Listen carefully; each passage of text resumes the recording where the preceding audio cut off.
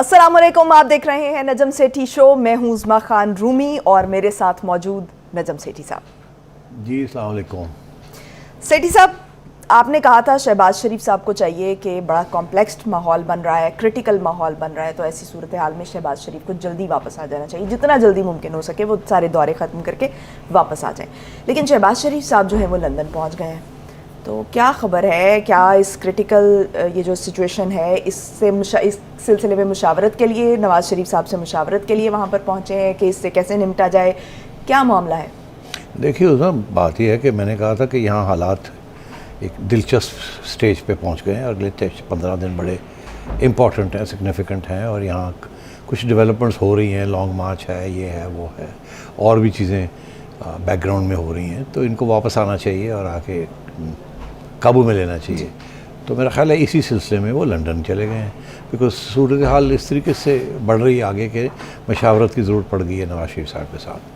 तो अब मैंने जो कहा था वो कंफर्म हो गया ना, जब वो लंदन गए हैं। इसका ये मतलब ही है कि जो जिस तरफ मैंने इशारा किया था वो एक्चुअली काफ़ी सीरियस संजीदा मसले बन रहे हैं। अच्छा, तो अब बात यह है कि दो बातें आ गई ना। एक क्या हो रहा है, अब थोड़ा सा और इस पर वजाहत करनी पड़ेगी। मैंने तो ज़रा गोलमोल बात की थी, मगर अब ट्विटर के ऊपर बड़ी स्पेकुलेशन भी शुरू हो गई है, तो इसलिए मेरा ख्याल है थोड़ी और कॉन्क्रीटली इसको थोड़ा सा देखना चाहिए, और तो फिर समझ आएगी कि वहाँ लंदन में क्या बात होने जा रही है या हो गई होगी, तो और वो कब वापस आएंगे। देखिए यहाँ ट्विटर के ऊपर कुछ बातें चल रही हैं, थोड़ी थोड़ी हकीकत सब में है, पूरी बात जो है किसी को नहीं पता अभी तक। अच्छा, हाँ, तो मैं इसलिए जो बातें चल रही हैं उसका हवाला दे के फिर इशारा करूंगा कि मेरा ख्याल है कि बात कहाँ जा रही है। आप पूरी बात बताने जा रहे हैं? पूरी बात तो मैं बताना नहीं चाहता, तो गलती भी हो सकती है ना, तो ये बड़ी सीरियस चीज़ है, तो इसमें यू कांट रिस्क कि एक फेक न्यूज़ बन जाए या कोई इस किस्म की चीज़ बन जाए, काफ़ी, तो इसलिए थोड़ी सी गुंजाइश रखनी चाहिए। अब बात यह है कि ट्विटर के ऊपर ये बात चल रही है कि इमरान खान साहब के हवाले से कि पहले लॉन्ग मार्च रोकी फिर चलाई। अब ये है कि जो लोग लॉन्ग मार्च को लीड कर रहे हैं, परवेज़ खटक साहब हैं, असद साहब हैं, शाह महमूद कुरैशी साहब हैं, इनके बारे में और भी ऐसे लोग हैं, इनके बारे में ये कहा जाता है कि ये किसी न किसी तरीके से एस्टैब्लिशमेंट के करीब है। इनके बारे में ये भी कहा जाता है ट्विटर के ऊपर कि ये लोग खुफिया मुलाकातें भी करते रहे हैं। यहाँ तक कि खान साहब ने ऐसे ही लोगों की तरफ इशारा किया था जब कहा था कि आप जाके मत मिला करें और बात करते और गलत किस्म के सिग्नल्स देते हैं। याद है आपको? जी बिल्कुल याद है, और इसीलिए आप जो है कुरैशी साहब के नाम पर आपने स्माइल भी की। हाँ, तो अब कुरैशी साहब तो खैर, परवेज़ खटक साहब उनसे आगे हैं, असद साहब भी पीछे नहीं है, तो और इनका मौक़िफ़ भी थोड़ा सा खान साहब से मुख्तलिफ है अंदर की बातों में। बाहर तो ज़ाहिर है खान साहब के साथ है। मेरा ख्याल है ऐसे लोग वो हैं जो कहते हैं इस्टेब्लिशमेंट के साथ झगड़े नहीं करने चाहिए, मामला तय करने चाहिए। खान साहब इनकी बात सुनते तो हैं, कुछ हद तक एहतराम भी करते हैं इस बात का, मगर फिर उनके और भी कॉन्टैक्ट्स हैं इस्टेब्लिशमेंट के अंदर जहाँ से फिर थोड़ी बहुत हैंडलिंग भी होती है, तो खान साहब फिर अपना भी रास्ता निकालने की कोशिश करते हैं। तो अब एक तरफ तो ये चीज़ें, दूसरी तरफ ये है कि बातें फिर चल रही हैं, हालांकि इसके बावजूद कि जनरल बाजवा ने ये कहा कि मैंने एक्सटेंशन ना मांगी है ना लेनी है। फिर ये भी बात आई है कि ना हुकूमत ने देनी भी नहीं है और ना मांगी है तो ना देनी है। तो ये लेनी देनी मांगी ना मांगी ये सारी बातें फिर इस पर बात क्यों हो रही है? ये बातें चल रही हैं अभी तक।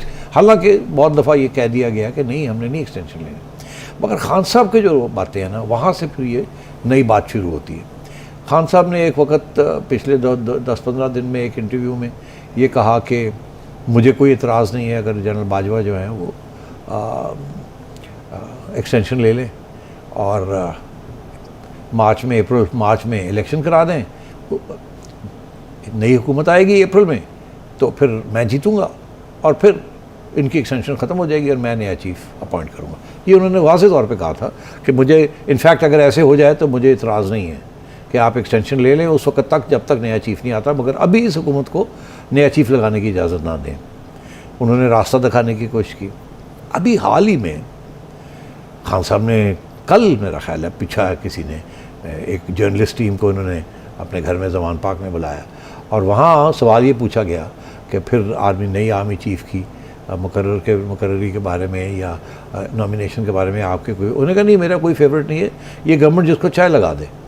बिल्कुल यू टर्न ले लिया कि एक तरफ कहते थे कि मैंने लगाना है और एक्सटेंशन दे दी जाए जनरल बाजवा को उस वक्त तक, और आर्मी चीफ ये हुकूमत मत लगाए, ये कौन होते हैं ये लगाने वाले, ये चोर। और आज ये कह रहे हैं कि नहीं लगा दें, मुझे क्या फ़र्क पड़ता है। तो इसका ये मतलब है कुछ हुआ है ना कि लगा दें मुझे क्या फ़र्क पड़ता है, या कोई डिकॉय हो रहा है या कुछ चीज़ होने जा रही है ना। ये ऐसे नहीं ये यू टर्न्स होती, जैसे लॉन्ग मार्च के ऊपर यू टर्न हुई है, कोई ना कोई मकसद होता है, कोई पीछे कुछ डेवलपमेंट्स हो रही हैं। फिर ये भी हमें पता चला कि एक बहुत बड़ी कॉन्फ्रेंस थी, इस्टेब्लिशमेंट के जो रिप्रेजेंटेटिव्स हैं, को कमांडर्स, वहाँ इंटरनल इश्यूज भी बड़े थे, मगर मैंने भी इसकी तरफ इशारा किया था कि कुछ और इश्यूज भी हैं।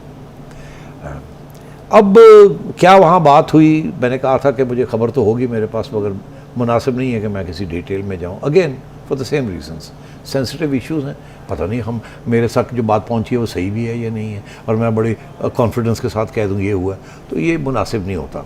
थोड़ी सी गुंजाइश छोड़नी चाहिए और ग्रे जोन में चलना चाहिए, क्योंकि बहुत सी बातें ग्रे जोन में ही होती हैं, ब्लैक एंड वाइट में नहीं होती जी। तो बहरहाल the long and short of it is कि इशू है एक इशू, और आपने देखा एक दो सीनियर एंकर्स भी और एंकर पर्सन्स जो हैं उन्होंने भी ट्वीट्स किए हैं कि कोई मशावरत हो रही है गवर्नमेंट की, इस्टेब्लिशमेंट की और इमरान खान की। आज भी अखबारों में था, ट्विटर भी आ रहा है, प्रिंट मीडिया में भी आ रहा है। सो इसका मतलब है कुछ हो तो रहा है ना, और मैं भी कह रहा हूँ कि कुछ हो रहा है जी। अब कोई फार्मूले जिसे कहते हैं ना, ये फ्लोट किए जा रहे हैं। एक फार्मूला ये है कि जी मुल्क के हालात बड़े ख़राब हो रहे हैं, मईशत और ख़राब हो जाएगी, सबका नुकसान हो जाएगा, ये अफरा तफरी का कोई तरीका नहीं है, गवर्नमेंट की छुट्टी कराया जाए, मार्शल लॉ लगाया जाए। अच्छा। दूसरा ये है कि जी नहीं मार्शल लॉ लगाने से तो काम नहीं ख़त्म होगा, ये मसले और बढ़ जाएंगे, पहले भी मार्शल लॉ लगाने से काम ख़राब हो गया। कोई रास्ता ढूंढे जिसके हल निकले। मार्शल लॉ हल नहीं है, मार्शल लॉ तो एक ठप्पा लगाएगा, मगर फिर उसके बाद फिर मसले बन जाएंगे, फिर हम डेमोक्रेसी की तरफ फिर वही, और इंटरनेशनल कम्युनिटी शायद सपोर्ट भी ना करे। तो फिर ये कि अच्छा जी फिर क्या रास्ता है। तो कुछ लोग ये कह रहे हैं कि एक फार्मूला ये फ्लोट किया गया है कि जिससे खान साहब भी खुश हो जाएं और सिटिंग गवर्नमेंट भी खुश हो जाए, जनरल बाजवा भी खुश हो जाएं और उनके साथी जो हैं वो भी खुश हो जाएं। अच्छा, वो क्या? ये सारे सबको खुश करने का भी एक फार्मूला अब ट्विटर के ऊपर और सोशल मीडिया में आ रहा है। अब इसमें कितनी सदाकत है मैं उस पर नहीं कमेंट करूँगा, मगर क्योंकि ये बात आ गई है तो फिर इस पर तबसरा करने की ज़रूरत है कि ये है भी कि नहीं, या ये सही है या गलत है। इस फार्मूले के मुताबिक वो ये है कि जी जनरल बाजवा को 6 महीने की एक्सटेंशन मिल जाए और 6 महीने के बाद इलेक्शन हो जाए। तो अब है नवंबर, दिसंबर, जनवरी, फरवरी, मार्च, अप्रैल, मई। आपको याद है कल के प्रोग्राम में मैंने कहा था कि खान साहब मांग रहे हैं मार्च, वो कह रहे हैं नवंबर। तो मैंने कहा ये अप्रैल कहेंगे, वो कहेंगे क्या अक्टूबर, ये कहेंगे मई और वो कहेंगे सितंबर। तो अब बात जो फार्मूला जो बाहर चल रहा है वो जून जुलाई का चल रहा है, दरमियान में सेटलमेंट होगी, आपने कल कहा। तो मैंने कहा था ये हो सकता है यहाँ। तो वो फार्मूला अब यही ट्विटर के ऊपर और ख़बरें जो निकल रही हैं वहाँ से कि जी इस किस्म की कोई बात भी चल रही है, जिसके साथ ये है कि इस हुकूमत को 6-7 महीने और मिल जाएंगे या 4 महीने और मिल जाएंगे। खान साहब उतनी देर तक इंतज़ार कर रहे थे। खान साहब को किसी ने पूछा कि आप इतनी जल्दी में क्यों हैं, ये जो इंटरव्यू हुआ है, तो आप पूरा साल क्यों नहीं इंतज़ार करते। तो क्या जवाब दिया आपको पता ही होगा। हाँ, उन्होंने कहा कि भाई मैं तो इंतज़ार कर सकता हूँ, हम तो टाइम गुजरने के साथ मेरी सियासत तो बड़ी पॉपुलर हो रही है, आवाम की हिमायत हासिल हो रही है, लेकिन असल मसला ये है कि हमारे मौशी हालात ऐसे नहीं है, हमारे बैरूनी कर्ज़ों में इजाफा हो रहा है, तो पाकिस्तान इसका मुतहम्मिल नहीं हो सकता, इसलिए इलेक्शन होना ज़रूरी है और मैं आके फिर फैसले करूँ क्या करना। तो अब तो खान साहब का डेफिनेटली बिहाइंड द सीन्स कुछ लोगों तक राब्ता है और ख़ान साहब के पॉइंट ऑफ व्यू जो है वहाँ पहुँच रहा है, और ख़ान साहब को यही कहना है कि मुझे इंक्लूड किया जाए, और 7 लॉन्ग मार्च की धमकी है। तो अब कहाँ जाके ऊँट बैठता है, ये मुश्किल है कहना, मगर मेरा ख्याल है यही सारी इश्यूज़ जो हैं वो शहबाज शरीफ साहब नवाज शरीफ साहब के साथ डिस्कस करने गए हैं, जिसमें मेरा ख्याल है सरफहरिस्त ये होगा कि क्या ये चीज़ को एंटरटेन करना चाहिए कि जनरल बाजवा साहब को उनको एक एक्सटेंशन मिल जाए 6 माह की, और उसके बाद इलेक्शन हो जाए और इसके बाद नया चीफ, जो भी गवर्नमेंट आए, नया चीफ लगा दें।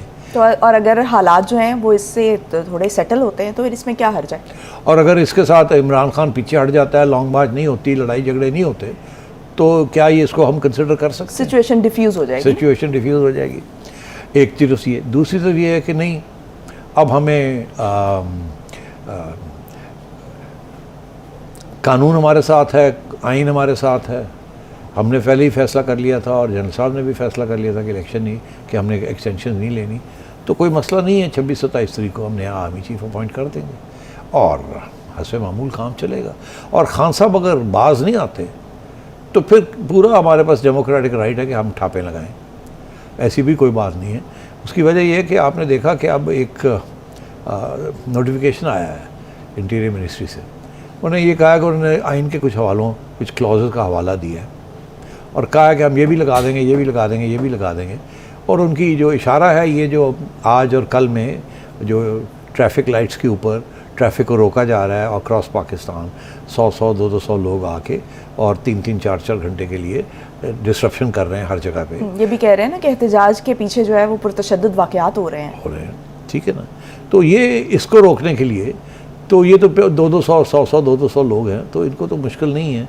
आज फैसला हो कि रेंजर्स को और पुलिस को पुल करना है और आप आधे घंटे में क्लियर कर सकते हैं, तो उन्होंने इशारा कर दिया है फेडरल गवर्नमेंट ने कि हम ये भी करने के लिए तैयार हैं। ठीक। तो असली बात जो दरमियान में क्या बात है, मेरा ख्याल है दरमियान में मैं बड़ी कॉन्फिडेंस के साथ आपको बता दूं कि ये जो मीटिंग हुई है उसके अंदर 1-2 फैसले और भी हुए हैं जो कि मेरा ख्याल है अब वक्त आ गया उसकी बात करने का। एक तो ये हुआ है कि ये जो हुकूमत है ये एक जमहूरी तरीके के साथ इस्टेब्लिश्ड है, आइनी हुकूमत है ये, और इसको गैर आइनी तरीके के साथ किसी सूरत में भी इसको नहीं हटाना। ठीक। मतलब ये है कि लॉन्ग मार्च धमकी वगैरह से ये नहीं हटेगा, हम नहीं। दूसरा ये कि अगर ये खान साहब इंसिस्ट करते हैं कि इस तरीके से इन्होंने करना है, तो फिर इस्टेब्लिशमेंट जो है, ये फ़ौज जो है, it will support, fully support the government in power. अच्छा। और अगर गवर्नमेंट कहेगी कि निकलो तो हम निकलेंगे भी इनको रोकने के लिए। ये भी पैगाम मेरा ख्याल है अब चला गया है। हाँ, तो ये बहुत स्ट्रॉन्ग पैगाम है। ठीक।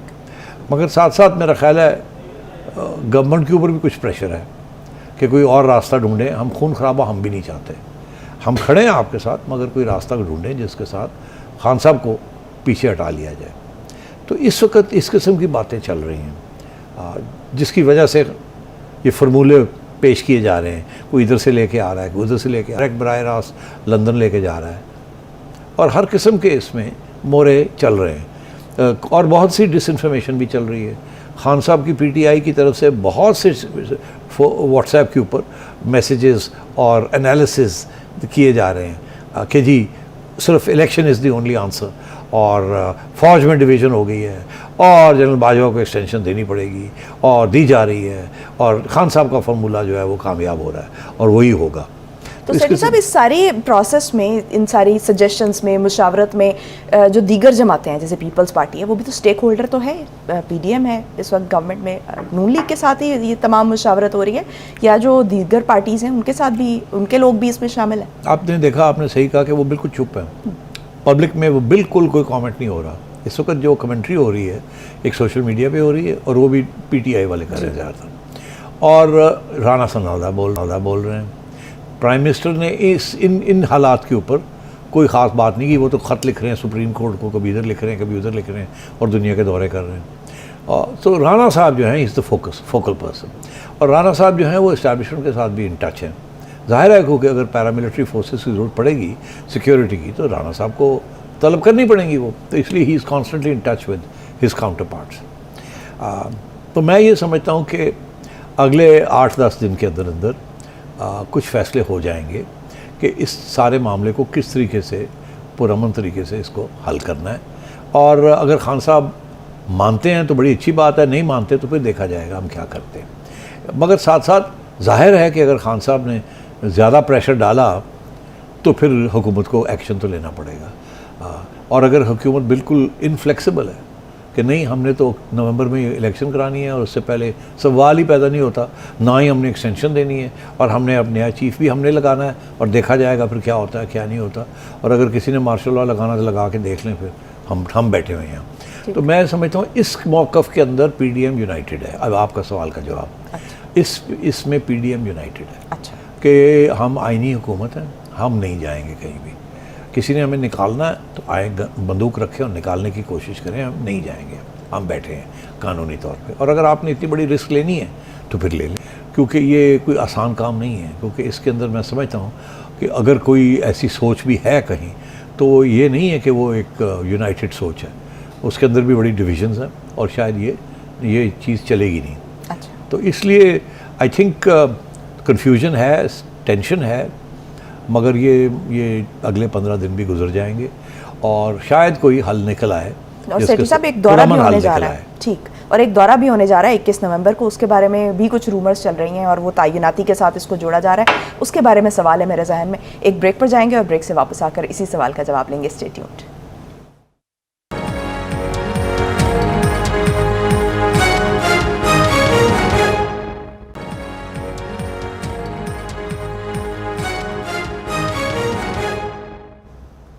ब्रेक के बाद खुशामदीद। सऊदी वली अहद मोहम्मद बिन सलमान अहम दौरा करने जा रहे हैं पाकिस्तान का, क्या मुआशी पैकेज लेकर आ रहे हैं ये जानेंगे सेठी साहब से। सेठी साहब, एक तो ये बातें हो रही हैं कि एक बड़ा मुआशी पैकेज आ रहा है MBS की तरफ से और ये दौरा जो है बड़ी अहमियत का हामिल होगा, लेकिन साथ ही इसको जो आर्मी चीफ़ की तैनाती के साथ भी लिंक किया जा रहा है और कहा जा रहा है कि वो कोई प्रेशर आएगा या कुछ ना कुछ वहाँ से दबाव आएगा और कुछ ना कुछ उस तरफ इशारा दिया जाएगा। तो क्या ये मामलात हैं?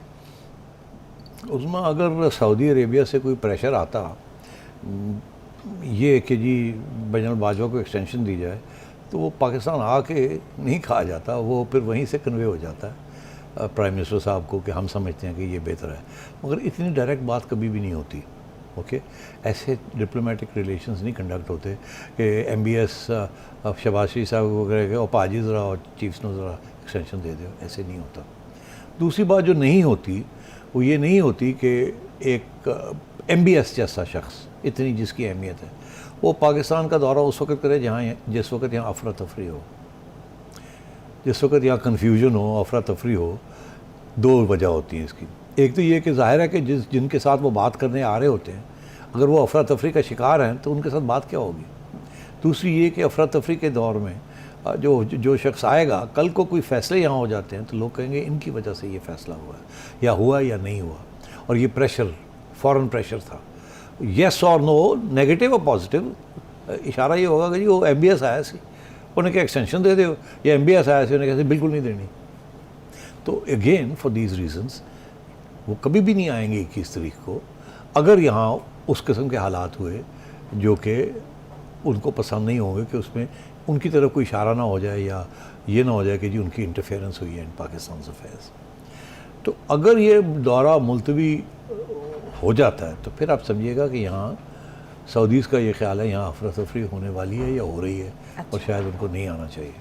मगर अगर ये दौरा हस्ब मामूल 21 को पोस्टपोन नहीं होता तो फिर आप समझिएगा कि यहाँ कोई ख़ास अफरा तफरी नहीं होने जा रही और सब कुछ सेटल हो गया है, और सऊदी अथॉरिटीज़ को भी बता दिया गया कि आ जाओ कोई गल नहीं, नो प्रॉब्लम। और उन्होंने अपनी इंडिपेंडेंट तफ्तीश कर ली है कि एवरीथिंग इज स्टेबल। ये तो पहला। दूसरा, आपने ये पूछा कि क्या कुछ ला भी रहे हैं कि नहीं। वो अगर ना ला रहे होते तो आते ही ना।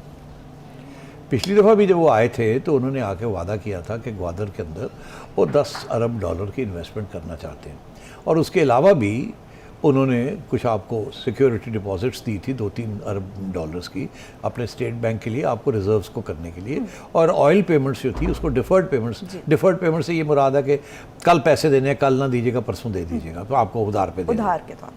तो उस वक्त भी वो इसी किस्म की चीज़ के लिए आए थे, मगर उसके बाद खान साहब के साथ तो उनके तल्लकात ख़राब हो गए, बिकॉज खान साहब बदतमीज़ी की और फजूल बातें की खान साहब ने, जिसकी वजह से वो नाराज़ हो गए और वो फिर सब कुछ रुक गया। तो अब सूरत हाल ये है कि वो फिर से रिवाइव हो गया सारा कुछ। तो कितना कुछ देने आ रहे हैं, एक तो ये डेफिनेटली अब जो नया डेवलपमेंट होगी है वो चाइना और सऊदी अरेबिया मिल के ग्वादर डेवलपमेंट के लिए जो रिफाइनरी वहाँ करनी है और उसके लिए मिल के प्रोजेक्ट बनाएंगे। अच्छा, इसीलिए पहले चीन का दौरा हुआ है और फिर सऊदीया का दौरा हुआ है। तो ये स्टिचिंग अप हो रही है। ठीक हो गया। एक थी तो सारे 10 के 10 अरब डॉलर वो नहीं लगाएंगे, दोनों मिलके कोई अरेंजमेंट होगा कि जिसे कहते हैं ना बिल्ड ऑपरेट ट्रांसफ़र, कोई बूट किस्म का इस किस्म के कोई अरेंजमेंट्स होंगे कि इतने पैसे हमारे, इतने तुम्हारे, तुम ये करोगे, हम ये करेंगे और ये हमारा जॉइंट प्रोजेक्ट होगा। ये बड़ा एक बहुत क्रिटिकल है, दो वजह। एक ये कि सऊदी अरेबिया के इस वक्त अमेरिका के साथ तल्लुकात इतने अच्छे नहीं हैं। जो बाइडन के और MBS के तल्लुकात थोड़े से डिप किए हुए हैं, बिकॉज जो बाइडन ने सऊदी अरेबिया को कहा था कि आप ऑयल आउटपुट जो है उसको इंक्रीज़ करें ताकि कीमतें गिरी रहें, और इन्होंने कहा था हम उसको कम करने लगे हैं ताकि कीमतें बढ़ें, बिकॉज हमें ज़रूरत है पैसे की। इसके ऊपर लड़ाई झगड़े हुए। इनका ये था कि भाई आपको इतनी तकलीफ़ है, अपने रिजर्व जो हैं वो ख़त्म करें आप, हम अपनी आउटपुट जो है उसको कंट्रोल करके रखेंगे। इसके ऊपर काफ़ी लड़ाई झगड़ा हुआ और सऊदीज़ ने अपनी लाइन स्टिक की है। तो ये दूसरा अमेरिका और चाइना का इशू है। तो दोनों के मुफाद में है, चाइना एंड सऊदी अरेबिया, कि अब वो इकट्ठा कुछ ऐसा प्रोजेक्ट कर लें। एक तो ये कि दोनों के जो रिस्क पाकिस्तान में है वो कम हो जाएगी, हर एक की कम रिस्क होगी। दूसरा एक सिग्नल अमेरिका को भी चला जाएगा कि डोंट बुली अस, हम उधर भी दोनों काम कर सकते हैं। तो एक तो ये।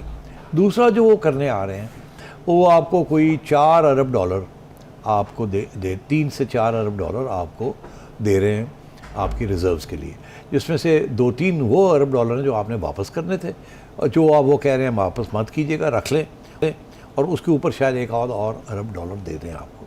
इसी तरीके से डिफर्ड ऑयल के ऊपर भी वो भी रिन्यू हो रही है। तो जो टोटल पैकेज बन रहा है सऊदी अरेबिया का वो कुछ 7 अरब डॉलर के करीब बन रहा है। अच्छा। ग्वादर रिफाइनरी के अलावा। अब आइए चाइना की भी आपने 9 अरब डॉलर के करीब इस साल कर्जे वापस करने हैं। तो चाइनीज़ ने भी आपको कह दिया है कि ठीक है आप वो डिफ़र कर दें। अच्छा। वो कर्जे जो हैं वो आप आगे कर दें।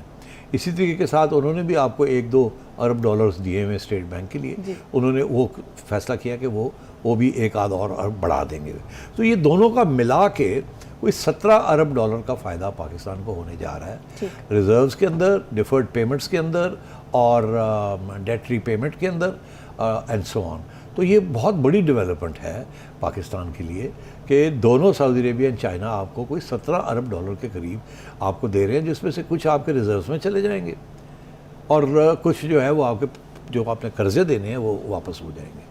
तो मैं समझता हूँ ये बड़ी अहम डेवलपमेंट है। ठीक, तो ये इस सारे दौरान में अगर इमरान खान जो है ये सारी लॉन्ग मार्च वाली सिचुएशन भी बरकरार रहती है और ये अनसर्टेनिटी जो है ये बरकरार रहती है, तो फिर मुआशी सूरत हाल क्या होगी? मैं समझता हूँ कि खान साहब को अब शट अप कॉल मिलने वाली है। ये मैं पेशन गोई कर रहा हूँ कि खान साहब की जो धमकी है ये ज़्यादा देर नहीं चलेगी। खान साहब को भी पैगाम आ गया या आ जाएगा। अच्छा। कि सीधे हो जाओ, नहीं तो फिर we will deal with it. उसकी वजह ये जो इंस्टेबिलिटी जिस टाइम पे आ रही है ये बड़ा क्रिटिकल टाइम है। अगर इस वक्त जिन लोगों ने हमें पैसे देने हैं, जिसमें IMF है, जिसमें वर्ल्ड बैंक है, जिसमें एशियन डेवलपमेंट बैंक है, जिसमें क्लाइमेट इश्यूज़ के ऊपर आपको, फ्लड्स के ऊपर आपको पैसे आने हैं, बहुत सी चीज़ों से पैसे आने हैं, ये सब रुक जाएंगे। अगर यहाँ कोई ऐसी चीज़ हो गई ये लॉन्ग मार्च की वजह से कोई इंटरवेंशन हो जाती है या कुछ भी हो जाता है, ये सब ही रुक जाएगा। फिर अगर ऐसे हुआ तो डॉलर जो है वो यहाँ पड़ जाएगा, रुपया क्रैश कर जाएगा, महंगाई जो है दुगनी हो जाएगी। और ये ना फ़ौज ये चाहती है ना हुकूमत ये चाहती है। और खान साहब अगर ये चाहते हैं कि इस किस्म की क्राइसिस सिचुएशन हो और अनारकी फैले और इंतशार हो जिसकी वजह से उनको कोई मौका मिल जाए हुकूमत में वापस जाने का, तो ये उनकी गलत फहमी है, नहीं होगा। ये मैं आपको कह रहा हूँ। अच्छा। ये होने नहीं दिया जाएगा। अच्छा, होने नहीं दिया जाएगा। ठीक, सेठी साहब, अब मैं अरशद शरीफ वाले मामले पर आना चाह रही हूँ और मैं उसमें बड़ी अहम डेवलपमेंट हुई है। हमारी इन्वेस्टिगेशन टीम जो है पाकिस्तान की वो बड़ी अहम शवाहिद इकट्ठे करके लाई है और इस पर राना सनाउल्लाह की तरफ से एक अहम प्रेस कॉन्फ्रेंस भी की गई है। इस पर बात करेंगे, स्टे ट्यून्ड।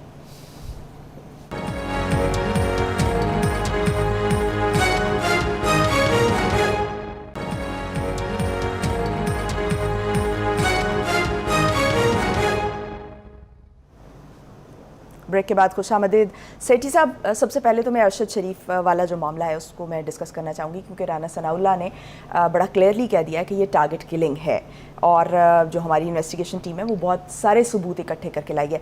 इस पर भी बात करूँगी, लेकिन आखिर में मैं जो पाकिस्तान ने फाइनल में एंट्री मारी है, जिस तरह से, जिस ड्रामेटिक अंदाज से एंट्री मारी है, उस पर भी मैं बात करना चाहूँगी। पहले हम अरशद शरीफ वाले मामले को डिस्कस कर लेते हैं। तो आप बताएं कि फाइनली ये इस तरफ बढ़ तो रहे हैं मामला, क्या मज़ीद डेवलपमेंट्स हैं? देखिए, नई मज़ीद डेवलपमेंट्स बड़ी इंटरेस्टिंग है बिकॉज फोकस चेंज हो रहा है। अब राना सनाउल्लाह साहब ने भी ये कह दिया है कि एक्सीडेंट नहीं है, टारगेटेड किलिंग है। ये बहुत बड़ी डेवलपमेंट है बिकॉज केनिया अथॉरिटीज़ की और बाकी लोगों की भी यही थी कि एक्सीडेंट है, और गवर्नमेंट ने भी शुरू में यही कहा था कि एक्सीडेंट लगता है। अब रिपोर्ट जो उनको आई है, तफ्तीश हुई है, जो वो कह रही है टारगेटेड किलिंग है। और जो इंडिपेंडेंट कुछ सहाफ़ी वहाँ पहुँचे हैं, एक वॉइस ऑफ अमेरिका की खातून पहुँची है, जियो न्यूज़ के भी रिपोर्टर मुर्तज़ा अली शाह वहाँ पहुँचे हैं, बड़ी तफसील से रिपोर्टें आनी शुरू हो गई। मोटी मोटी बात ये नज़र आ रही है, और जो राना सनाउल्लाह साहब के पैगाम से या बयान से हमें समझ आ रही है कि टारगेटेड किलिंग। एक तो ये कि जो हमें पहले कहा गया था कि खान साहब ने, इमरान खान साहब ने कहा था कि इनको धमकी थी, इनको मैंने निकाला, मैंने कहा जाओ, ये दुबई में गए, फिर इनको दुबई में रहने नहीं दिया, इनको वहाँ धमकियाँ नहीं हुई कि निकलो यहाँ से, निकलो। ये सारी खान साहब ने बात की, वो सारी की सारी झूठ था। अब इस्टेब्लिश हो गया है, रिपोर्ट ये आई है कि अरशद शरीफ ने वीज़ा के लिए अप्लाई किया था जब वो पाकिस्तान में थे, कीनिया का वीज़ा। और ये जो दो साहब हैं जिनके नाम आ रहे हैं, वकार अहमद और खुर्रम अहमद के, वकार और खुर्रम, इन्होंने स्पॉन्सर किया था, और 2 या 3 दिन इनके डिपार्चर से पहले इनको ऑनलाइन वीज़ा एप्लीकेशन अप्रूव हो गई थी। तो पहली बात तो ये है कि यहीं से अप्रूव हुई थी और इन लोगों की वजह से अप्रूव हुई थी। तो जब ये यहाँ से गए हैं उस वक्त already he had a visa for Kenya, meaning कि इनका पहले से ही प्रोग्राम बना हुआ था कि इन्होंने कीनिया जाना है और इन लोगों के पास रहना है। ये नहीं था कि इनको यहाँ से निकाला गया और ये दुबई गए और वहाँ से इनको रहने नहीं दिया गया और हुकूमत पाकिस्तान या इंटेलिजेंस एजेंसी की तरफ से यूएई गवर्नमेंट के ऊपर प्रेशर था कि इनको निकालें यहाँ से। ऐसी बात बिल्कुल नहीं थी। ठीक, ये तो इस्टेब्लिश हो गया। तो ये खान साहब ने अगेन झूठ बोला, सीधी सी बात। उधर वहाँ जब गए हैं तो वहाँ भी ये इस्टेब्लिश हो गया है कि जिस तरीके ये लोग जो उनको लेके गए हैं, वहाँ भी अब क्लियर हो गया कि ये टारगेट था, एक्सीडेंट नहीं था। नंबर बहुत से इसके इशारे नज़र आ गए हैं। एक ये है कि जो गोलियां हैं वो सिर्फ उस साइड पे लगी हैं गाड़ी की जिस साइड पे ये बैठे हुए थे, ड्राइवर की साइड पे गोली कोई नहीं लगी। 2-3 गोलियां सामने से, पीछे से। और जब इनकी जो असैसिनेशन हुई है वो क्लोज क्वार्टर से हुई है, दूर से नहीं हुई, बिकॉज कुछ चारकोल के भी निशान नज़र आ रहे हैं। इसका मतलब है ये या रोक के मारा गया है, ये गोलियाँ मारी हैं पहले, फिर रोक दी गई गाड़ी, फिर मारा गया, फिर उनको कहा गया कि ले जाओ, अब ले जाओ। फिर ये कि ये 30 मील एक फ्लैट टायर के ऊपर, एक गाड़ी का फ्लैट टायर हो गया था गोली की वजह से, और उसके बावजूद कि वो फ्लैट टायर था, ये 30 मील एक बड़े डर्ट रोड के ऊपर ये गाड़ी को ले गए हैं उस फार्म, यहाँ वो खुर्रम बैठे हुए थे ये। और फिर ये भी सवाल उठाया गया था कि उनको हॉस्पिटल क्यों नहीं ऐसे, और रास्ते में डिस्पेंसरियाँ भी थी और वो लेके नहीं गए। तो ये सब झूठ, सारी ये जो कहानी थी ना, ये झूठ है। तो अब लगता कुछ ऐसे ही है कि टारगेटेड किलिंग थी। और जो इशारा राना सनाउल्लाह साहब कर रहे हैं, वो कह रहे हैं कि ये जो साहब हैं वहाँ 2 साहब, इनका ताल्लुक़ ARY के मालिक के साथ है। ये इशारा है। बिकॉज़ वो तो ख़ुद इस्टेब्लिश हो गया था ना कि इनकी दोस्ती थी वहाँ, इनके कुछ शायद इंटरेस्ट भी हैं इन साहब के।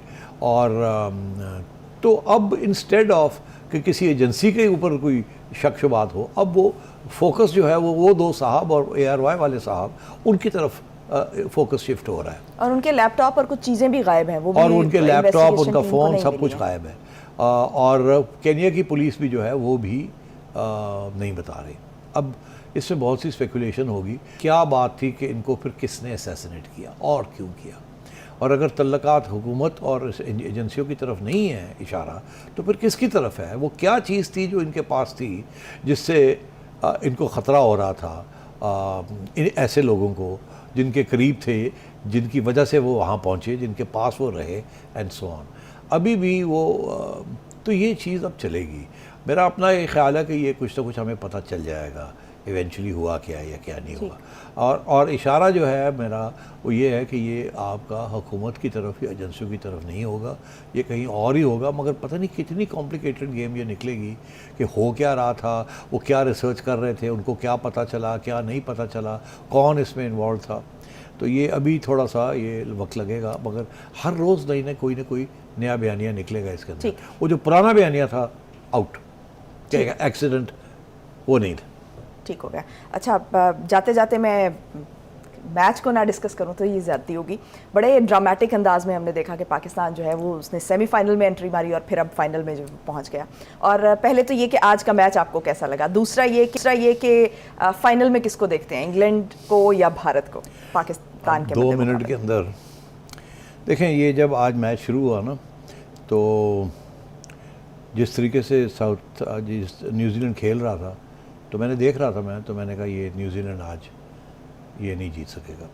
हमारे बॉलर्स की बड़ी अच्छी बॉलिंग हो रही थी और न्यूजीलैंड से रन्स नहीं किए जा रहे थे और बहुत स्लो रेट था।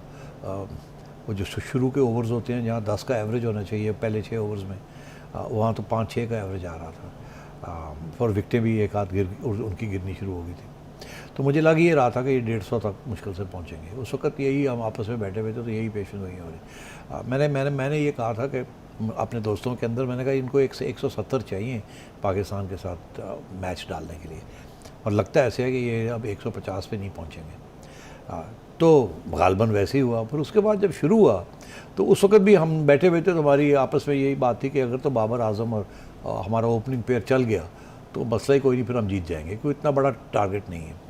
मगर अगर बाबर आजम फिर फेल हो गया और सारा बोझ जो है रिजवान पे आ गया या हारिस पे आ गया या इफ्तिखार पे आ गया या नवाज़ पे आ गया, तो फिर डामकडोल भी हो सकता है मामला, क्योंकि उनकी बॉलिंग अटैक अच्छी है। मगर जब शुरू में हमने देखा कि बाबर को पहले ओवर में ही वो ड्रॉप हो गया, मेरा ख्याल है वो कैच लिया जा सकता था। वसीम बारी जैसे विकेट कीपर होता, अपने रिजवान भी होता तो उन्हें ले लेना था, मगर वो विकेट कीपर उनका मेरा ख्याल है उस कैलिबर का नहीं है कि उसने वो कैच, अगर वो कैच ले लेता तो शायद मैच की बिल्कुल रुख तब्दील हो जाता। मगर बाबर आजम को जब एक दफ़ा ज़िंदगी मिल जाती है ना, फिर बाबर आजम रुकता नहीं है। और आज इसीलिए हेडन भी बड़ा कॉन्फिडेंस का मुजाहरा कर रहे थे कि ये दोनों ओपनर ही जाने चाहिए। हाँ, तो अब देखिए उन्होंने यहाँ जो तज्जियाकार हैं, क्रिकेट के कमेंटेटर्स हैं, सारे के सारे यही कह रहे थे कि बाबर आजम को अब ओपन नहीं करना चाहिए क्योंकि फेल हो गए थे। अभी जितने भी मैचेस हुए सबके मिला के उनके 50 रन से ज़्यादा नहीं थे 3 या 4 मैचेस के अंदर। तो लोगों का यही था कि फॉर्म में नहीं है तो इसलिए ओपन ना कराएं, ओपन करके ही जल्दी आउट हो जाएंगे, फिर प्रेशर बढ़ जाता है टीम के ऊपर। फाइनल में किसको तो अब बाबर आजम ने फिर ये प्रूव किया कि नहीं, वी हैव द कॉन्फिडेंस, और उनके ओपनर्स, आपके ओपनर्स ने आपको। अब बात यह जी कि यही इशू है आगे भी, अगर आपके ओपनर्स क्लिक कर गए तो you have the chance of beating in India और इंग्लैंड जो भी वहाँ फाइनल में आएगा। आपके ओपनर्स ना क्लिक किए तो फिर आप अंडर प्रेशर आ जाएंगे। जब आप अंडर प्रेशर आएंगे तो then all bets are off. बड़ी मेरा तो सिंपल सा ये फॉर्मूला है। अब आप पूछेंगी कि जी वहाँ कल क्या होने जा रहा है इंडिया और इंग्लैंड का। मेरा ख्याल है England is a very powerful team. मेरी तो उम्मीद तो ये है कि इंडिया जीते ताकि इंडिया पाकिस्तान का फाइनल हो, मज़ा आ जाए। उसका हमें इंतज़ार रहता है, उसका सबको इंतज़ार रहता है और गलियां जो है हमारी सूनी हो जाती हैं। ठीक, बहुत शुक्रिया सेठी साहब। अपनी प्रोग्राम से मुतालिक अपनी राय से ज़रूर आगाह कीजिएगा। मुझे दीजिए इजाज़त, पाकिस्तान की हमेशा पाइंदगी की दुआ के साथ। अल्लाह हाफ़िज़ नासिर।